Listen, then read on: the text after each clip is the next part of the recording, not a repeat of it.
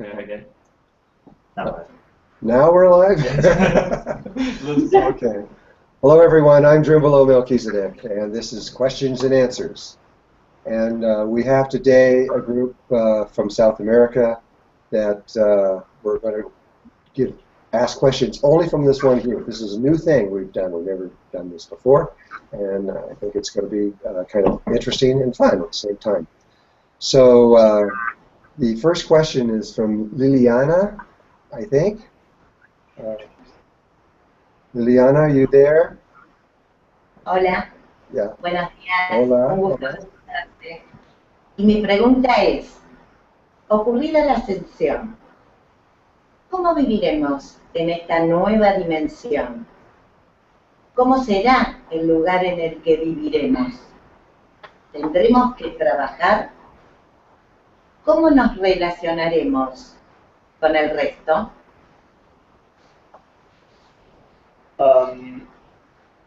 Liliana's question is, once ascension occurred, she wonders how are we going to live in this new dimension?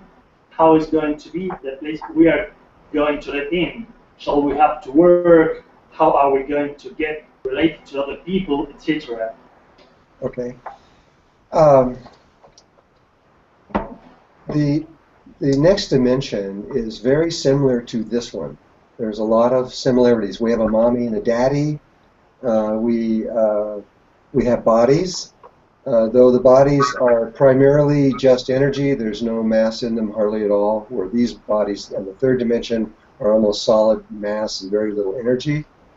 But there are a lot of differences, and I'll try to explain some of them. We don't work. Not in the way that we think we have to. We don't have to work to get anything because we are self-sustaining. We don't need anything.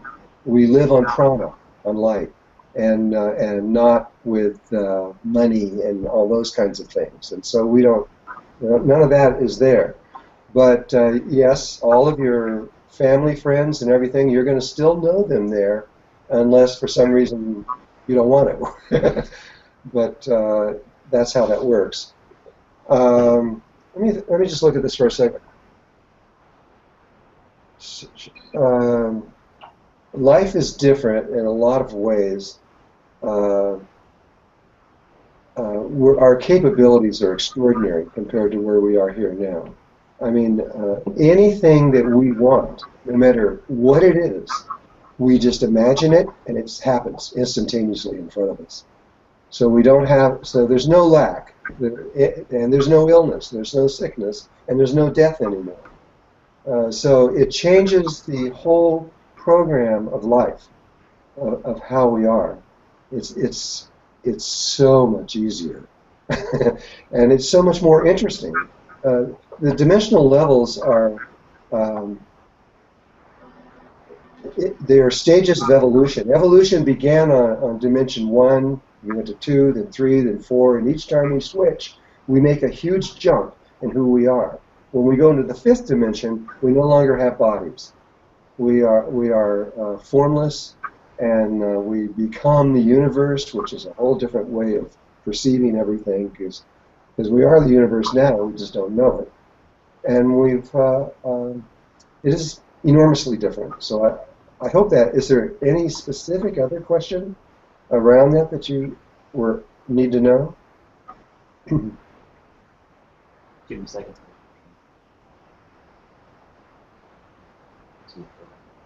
Yeah, we have a delay in all of this. Yeah, so, okay, so you're happy?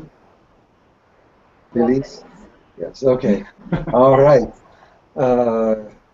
Karina? What is your question? Yes. Okay. Hello. Hello. Buenos días. Buenos días. Buen día. Teniendo en cuenta que el chakra corona está en la Antártida y ahora se descubrió que tiene la misma forma que el cerebro humano y la columna vertebral del planeta es la cordillera, la pregunta es, si podemos interpretar que la Antártida siempre fue el norte del planeta. Y bueno, y por eso también el cambio de los polos magnéticos y físicos, ¿es literal o metafórico? Gracias. Okay. The question of Karina is that considering that the crown chakra is in Antarctica and it has a similar shape than the human brain, and that the Andes is the backbone of the Earth, Karina question wonders is, can we infer that Antarctica was and is the north of the planet?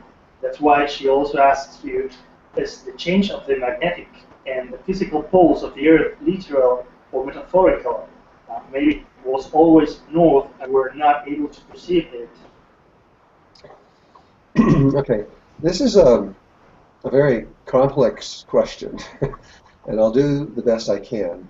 First of all, when we say, I have to look down here, the crown chakra is the Antarctica, and that it is a similar shape of the human brain, and that the Andes is the backbone of the Earth, that is an assumption that may be right and may not.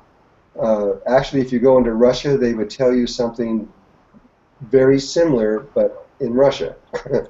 And so different countries tend to see themselves as the center of everything, but there's enough validity in this to look at it. But the north and south pole of the planet is constantly changing. The sun, for example, changes its polarity every 7 days. But it's a rhythm that it does. It's not quite 7 days. It's based on the moon, and so the sun just right now it changes its primary polarity every 11 years with the solar cycle. It just did. It just a few weeks ago the sun changed its polarity. The Earth, though, doesn't change its polarity very often. The last time that the Earth changed its polarity was 740,000 years ago. Now, I did, on another broadcast, say it was longer than that, but science has corrected that in just recent times, and they're clear on this whole thing. So it takes long periods of time for the Earth to change polarity. We are about to do that right now. We are in that process at this moment, about to change the polarity from the north to the south. Now there's another thing about magnetics that the Earth has never come to grips with. If you look at just a magnetic field, and the north and south pole of the magnetic field for just a magnet, in the United States we say north is north and south is south. So if you just take the magnet and stick it on a refrigerator, then you know that north is what's sticking on there and what south is sticking out. But if you're in Japan, their scientists see it just the exact opposite, that the north is the south and the south is the north. So we have another thing going on that we don't agree on in the Earth, what north and south is. And so this is hard to say, but right now, whatever that pole is that's on the north, whether you see it as the north and the south, it is at this moment changing to the opposite polarity. There is whole areas in the South Pole that are not south but are north, and these areas are as big as continents, and it's growing faster and faster. This could happen any minute. Nobody really knows for sure when this total flip will take place, and they also don't know what it means, and it is a huge, massive thing to humanity, what it means. It is not just a phenomena that we watch and go away and say, well, that was nice. It actually affects every single human being on Earth, and really all life on Earth. It probably is, and there's no science evidence on this, but it is probably the reason why the polarities of human beings are changing all over the Earth right now. Why there is so much gay activity, you might say, and which never existed on those levels before. And it is probably associated with the shifting of these poles and because we are Mother Earth, we are the same, and if she changes polarity, why wouldn't we? But there are a lot of other changes. There's like 35 major diseases that are going on Earth, that most scientists don't know are attributed to it, but they're attributed directly to the magnetic poles. Both Russia and England have done the science on this and have come up with this. So I can't tell you for sure if what you're asking me is real or not real, and because there are so many factors in all of this. But I hope this helped a little bit anyway. Okay. Oh boy, he has to translate that. I forgot.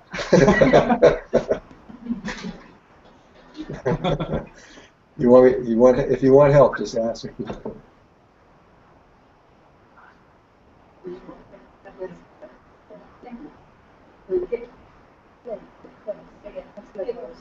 We are having a delay with our conversation. I know, I've seen this. We have a long delay in here. We've never had this before.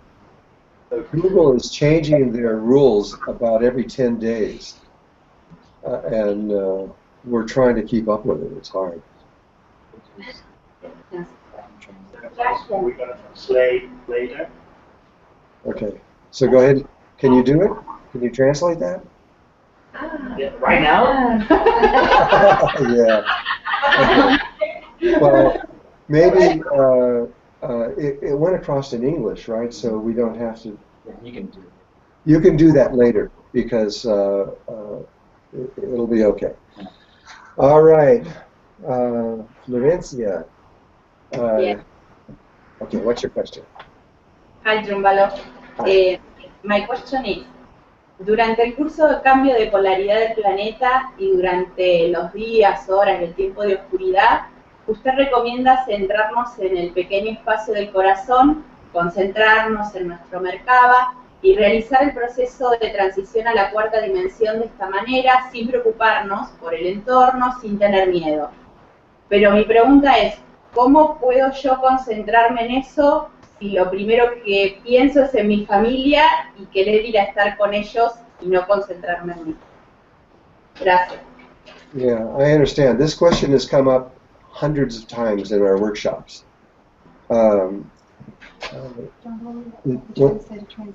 Okay, translate that. Go ahead. Okay. Friends here say that during the course of the Earth's change of polarity, during the times of darkness, you recommend to focus on the small space in the heart, to concentrate on our Merkaba and make the transition to the fourth dimension in this way, without worrying about environment, without fearing at all. So Francia wants to know how can she get concentrated on that if the first thing she thinks of at that moment is to be with her family and worry about their welfare. Okay. This is a problem. It's a distraction, but I'll try to explain the best I can. Your children are your children, but they're not really. They belong to the cosmos, and they're not really children. They have been alive before this universe was ever created. They are just coming through you. And translate that. So go ahead and translate that. But they don't need to translate that for her. She knows it. Right? You heard me. You understand me? Okay, so he doesn't need to translate it. First of all, children under puberty, from about 14 years old down, you have no worries about them at all. They know exactly what to do. When this vibration, there's a vibration that starts happening all over the world, and the children, when they feel this in their hearts, they know that they're about to be born again. They just went through it to get here on Earth, and they have full memory of it. And so really you don't have to worry about your children if they're under puberty. It's just not a problem. In fact, you might actually talk to them during this time because they're going to know more than you. But if they're over puberty and up in higher ages, and 15, 17, 20, or whatever, then your responsibility lies in making sure that they understand what to do and how to get the training of exactly how to make this transition. But once we're in that transition, once it's beginning and it's truly actually happening, and you're going to know when you're in this, because this is not normal, and you will know that something huge is taking place. You must drop your attention off of everything and every person in the universe away and only think about yourself. I know you might think that's kind of selfish, but there is nothing you can do once you're in the process. There is nothing you can do for anyone, anywhere. All you can do is this is a transition that's between you and God, and it'll be the same for your children. They'll make it, don't worry. Every single last person on earth is going to make it through there, regardless of how bad they are in their lives or how good they are in their lives. It's not going to make any difference. Every person is going to make it through, and there will be different ways that they make it through, but they will make it through. And I'll talk about those ways because you have a question coming up that we'll discuss that in a little bit. But you've got to trust yourself, and you've got to trust God, and you just have to take a deep breath and believe that everything is going to be fine, because it will be fine. But if you start thinking that I must get to my children or I must help them, it will just hurt you because you need to be focused during this time.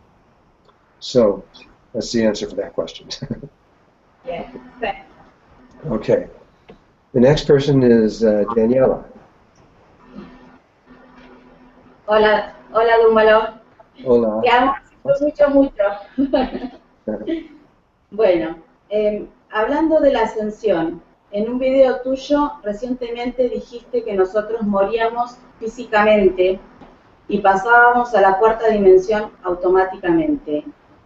Mi pregunta es, si estamos preparados para la ascensión a la cuarta dimensión, ¿también estamos preparados para una muerte física? ¿Vamos a sentir la muerte física? Gracias. Speaking of the ascension, in a recent video, you say that we die physically and we pass automatically to the fourth dimension. And then the question is if we are prepared to step into the fourth dimension, are we also prepared for physical death? Okay. Daniela, that question or that understanding was talked about 2 times before, and we're going to talk about it again right now.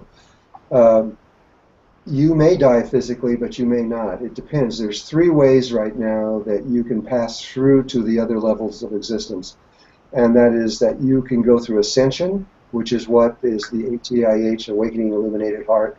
That's what that information shows you how to do. You can also use what Jesus said, Jesus. You could use resurrection, which is different. In ascension, you have the knowledge to go all the way through without dying. And in doing that,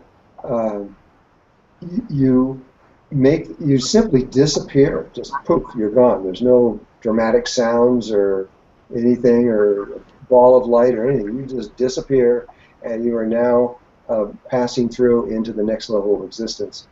If you go through resurrection, you do die, and then in that period of time directly after death, before you actually make the transition, which is usually 2.5 to 4 days, during that time, you reconstruct your body, because your body is simply an image within your consciousness, and you know that, and so you reconstruct your body and you bring your body with you. In both cases, ascension and resurrection, you must bring your body with you. If you get there without your body, you didn't do it right, and you'd have to come back again.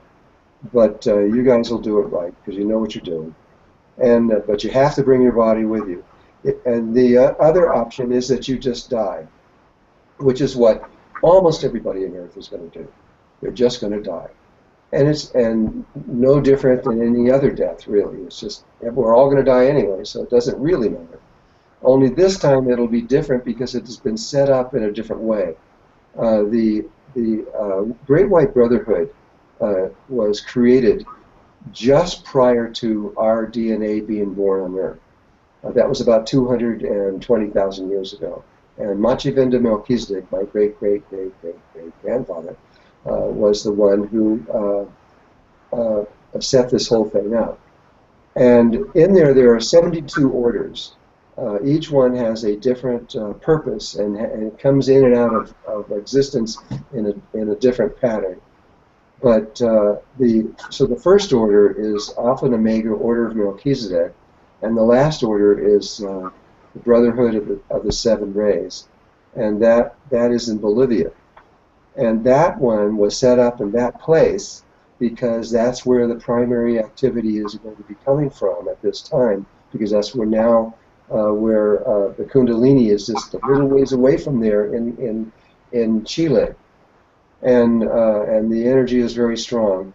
And so anyone who dies during this process will pass through, literally pass through the space of Bolivia, where there will be people there that will process them in a way that they will know exactly what to do and how to proceed from there into the next level. When they get into the fourth dimension, there will be three different places they go into. There's the 10th, 11th, and 12th overtone of the fourth dimension. And it's just like music. It'd be the 10th, 11th, 12th note of the chromatic scale. The ones that die go into the 10th one. The ones that go through resurrection go into the 11th one. The ones that go into ascension go into the 12th one. But they all process, and when it's all over with, everybody's in the 12th overtone. And it won't make any difference at all how they got there or anything else. This all has to do with the original instructions when this universe was created, that we try all possibilities. And it's just that if there's a possibility, we have to try it if we can. And if we don't, and that's really what's going on here. It isn't that one person is better than the other. It's not that at all. It's just simply that we're trying different possibilities. And the end result is that we're all in exactly the same place, and we're all in the same condition, same everything. We're all the same. And so whether you die or go through resurrection or ascension really will not make any difference at all. But still, do the best you can. That is something we have for the source of life. We in all of our hearts, we've said this is what we're going to do. So you just do the best you can. If you know how to ascend, do it. If you know how to resurrect, do that. And we all know how to die. It's easy. Okay. I hope that answers your question. And so I'm going to go on to Mabel. Is it Mabel? Is that how you say it? Yes. Okay. Let me hear. Thank you. Hola. Hola. Okay. Mi pregunta es respecto a the last 19 degrees return. Yes. Tú lo habías puesto en tu sitio web, esta meditación, y luego la retiraste. Quiero saber si estamos preparados y listos para que se haga público y si se va a poder más adelante enseñar esta meditación. Okay, go ahead and repeat that.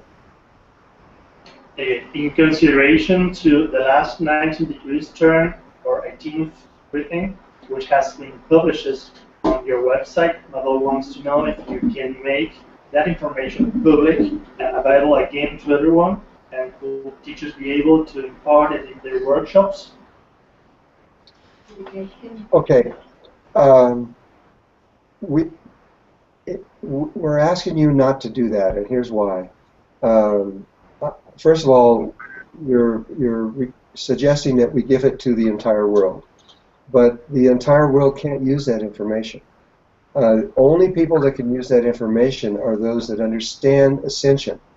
Now, there are other people, other groups in the world besides the Awakening Illuminated Heart that know this information. There are the Tibetan Buddhists, and there are certain Kundalini groups that understand it, and Kriya Yoga understands it. And those people could use this information, but they get it in their work anyway. The thing is that this information would be of no value to anyone else in the world. It would just be meaningless. Because unless you are in your tiny space of your heart and you have connected through the tongue up into the brain, and all your beams of light and your halo and everything is connected up there at that moment, you can't use that information. It's meaningless. And so we have put it on this website, but we put it, but I did it personally so that every student when they go through there, they then have access to that and they can do it. So rather than each teacher giving this information, which is very precise, it's better if they just go in and get it all exactly the way it's supposed to be. Because if we know that when teachers teach, they make mistakes, and in this case, since this is so important, it's better if they just go into the website after they've learned this information and get that information directly from me. I'm just trying to be as efficient as possible and make sure that there's no mistakes. But so now that you've heard that answer, do you have something else to say about that?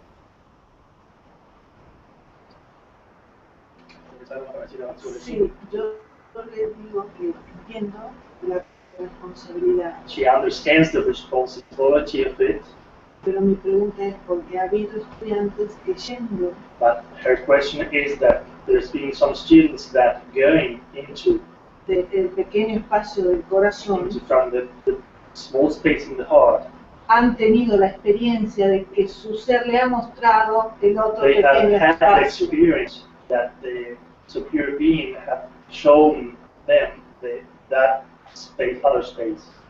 Ascension Han is tenido la experiencia de Ascension is a very complex thing, and there is no straight one answer to each person. People are coming from all over the universe, and they're in human bodies, and so if they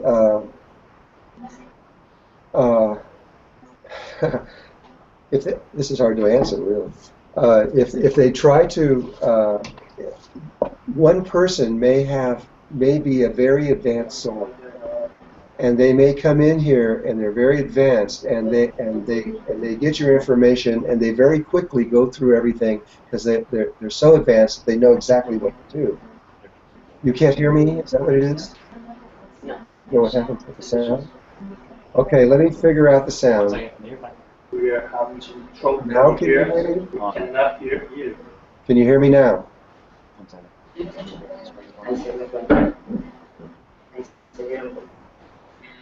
Hmm.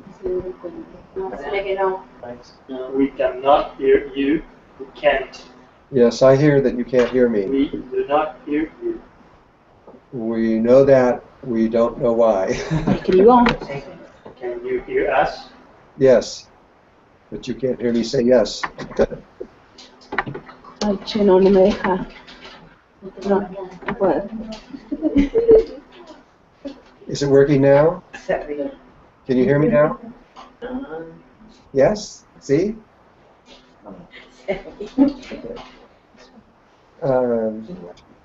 Well, what I was trying to say, can you hear me now? You can't? Okay, what I was trying to say is that there are a lot of We people here. cannot hear you. Well, then I'm going to just have to continue. I'm sorry. Okay. But there are special people in the world that have come here from other levels, and they're very advanced. And so you may see somebody that is able to do something that most people can't do. You have to just kind of flow with that if that's what happens. But for most people, they can't access this information without knowing this, without mastering everything else.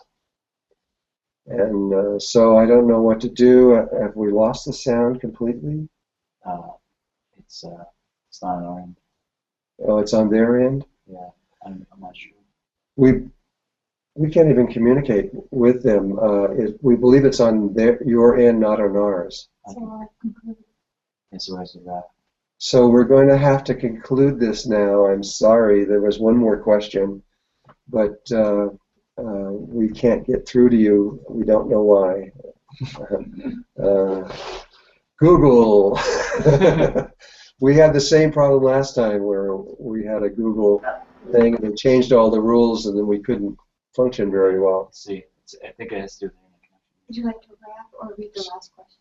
So I can read the last question, and even though you guys won't hear it, everybody else will be able to. So I'm going to read the last question. There goes. Considering that the energy of the Kundalini is currently located in South America, framed within the process of awakening of this continent, can we conclude that social and political conflicts such as currency devaluation, corrupt governments, insecurity and violence, etc., and environmental problems such as pollution, ecological disasters, etc., that South America is suffering due to this process of change and awakening? No, I don't think so. This is even though the Kundalini is in that area, it affects the whole world, and the problems you are having, these same problems are happening all over the whole planet. It is nothing. It isn't a local phenomena. There will be phenomena that comes out of South America that will not be global, but will be attributed only to South America. But the ones that you're talking about here now are global and are not connected only to that place. So I'm going to have to close now because we have lost our connection with South America. And so for those of you that can't hear me right now, I just want to say